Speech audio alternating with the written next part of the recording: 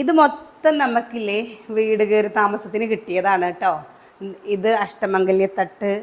അപ്പോൾ അതേപോലെ തന്നെ ഇതാ ഇത് കണ്ടോ, കണ്ണൻ്റെ നല്ല രസമല്ലേ. അപ്പോൾ നമ്മൾ പൂജാ റൂം സെറ്റ് ചെയ്തിട്ടില്ല കേട്ടോ.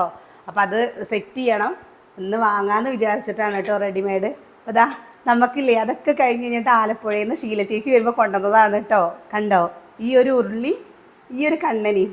അപ്പോൾ ഈ കണ്ണനൊരു പ്രത്യേകത ഉണ്ട്. എന്താന്ന് പറയട്ടെ, 11-ാം തീയതി ഏട്ടൻ്റെ ഫ്രണ്ടിൻ്റെ കട ഉദ്ഘാടനത്തിന് പോയിരുന്നു ഞങ്ങൾ കേട്ടോ. അപ്പോൾ അവിടെ പോയ സമയത്ത് ഇതേപോലത്തെ ഒരു കണ്ണൻ്റെ മുമ്പിലാണ് വിളക്ക് വെച്ചിരിക്കുന്നത്. ഇതേ വലിപ്പട്ടോ. എനിക്ക് അവിടെ നിന്ന് കണ്ടപ്പോൾ ഞാൻ പറഞ്ഞു ഏട്ടനോട്, ഏട്ടാ എനിക്ക് ഇതേപോലത്തെ ഒന്ന് വേണം കേട്ടോ എന്ന്. കാരണം എനിക്ക് ഭയങ്കര ഇഷ്ടമാണ് ഗുരുവായൂരപ്പനെ. അത് മനസ്സറിഞ്ഞ പോലെ പറയില്ലേ, നമ്മുടെ മനസ്സറിഞ്ഞ പോലെ കിട്ടിയതാണിത്. നമ്മുടെ പുതിയ വീട്ടിൽ ആദ്യത്തെ വിഷുവല്ലേ, ആദ്യത്തെ വിഷുവല്ലേ വരുന്നത്. ആ വിഷുവിന് നമുക്ക് കണി വയ്ക്കാനൊക്കെ അടിപൊളി ഒരു കണ്ണനെ കിട്ടിയില്ലേ. നിങ്ങൾക്ക് ഇഷ്ടമായോ?